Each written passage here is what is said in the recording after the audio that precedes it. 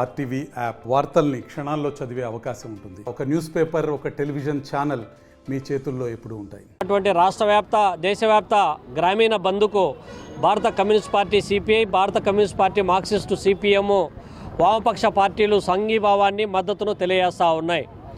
ఇవాళ దేశంలో నరేంద్ర మోడీ అధికారంలోకి వచ్చిన తర్వాత కార్మిక కర్షకులకు వ్యతిరేకమైనటువంటి చర్యలకు పూనుకుంటా ఉన్నాడు.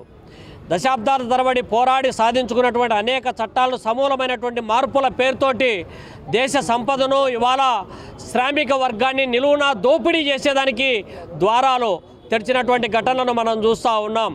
ఒకవైపు ఏమో రైతులు పండించినటువంటి పంటలకు గిట్టుబాటు ధరలు లేవు, పెట్టుబడి భారం భారీగా పెరిగిపోతూ ఉంది. అతివృష్టి అనావృష్టి సంభవిస్తే ఇవాళ చేసిన అప్పులు తీర్చలేక అవమాన భారంతో ఆత్మహత్యల పరంపరలు పెరిగిపోతూ ఉన్నాయి.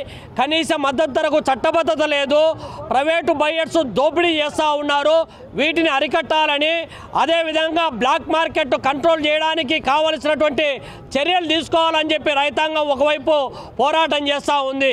ఇంకోవైపు రుణ విమోచన బిల్లు తీసుకొని వచ్చి శాశ్వతంగా రుణ విముక్తిని గావించాలని చెప్పి ఇంకోవైపు పోరాటం కొనసాగిస్తూ ఉంటే ఏకంగా ఉన్నటువంటి చట్టాలకు తిలోదకాలు ఇచ్చే విధంగా సాగు చట్టాల పేరుతో ఇటు రైతులను అటు వినియోగదారులు నిలువున దోపిడీ చేసేటువంటి చట్టాలు తీసుకురావడమే కాకుండా విద్యుత్ ప్రైవేటీకరణ బిల్లు పేరుతో ఇవాళ రాష్ట్రాలకు ఉన్నటువంటి స్వేచ్ఛ కూడా హరించే విధంగా రైతులకు ఇచ్చేటటువంటి ఉచిత విద్యుత్తును కూడా మంగళం పాడే విధంగా ఇవాళ తీసుకొస్తూ ఉన్నారు. ఇవాళ కార్మికులకు సంబంధించినటువంటి 4 కోర్స్ పేరుతో తీసుకొచ్చినటువంటి ఈ చట్టాలు రైతు కార్మికులు ఎవరు కూడా ఇవాళ వాళ్ళ హక్కుల గురించి మాట్లాడడం కానీ, కనీస వేతన చట్టం అడగడం కానీ వీలు కాకుండా ఇవాళ వాళ్లకు వ్యతిరేకంగా తీసుకొచ్చినాడు. అదేవిధంగా ప్రభుత్వ రంగ సంస్థలు ఇవాళ దేశంలో లాభాల బాటలో ఉన్నటువంటి సంస్థలన్నీ కూడా ఒక ప్రణాళికాబద్ధంగానే ఇవాళ బిఎస్ఎన్ఎల్ లాంటి సంస్థలను ఒక ప్రణాళికాబద్ధంగానే నిర్వీర్యం చేసి కార్పొరేట్ కంపెనీలైన అంబానీ ఆదానీలకు కట్టబెట్టేటువంటి ఒక దుర్మార్గపూరితమైనటువంటి చర్యలకు పూనుకుంటా ఉన్నాడు. ఇదేమయ్యా అన్యాయం అని చెప్పి అడుగుతూ ఉంటే ఒకవైపు కులం పేరుతో, మతం పేరుతో, దేశం పేరుతో, దేవుని పేరుతో రకరకాలైనటువంటి ప్రజల మధ్య వైషమ్యాలను రెచ్చగొట్టేటువంటి విధానాలకు పూనుకుంటా ఉన్నాడు.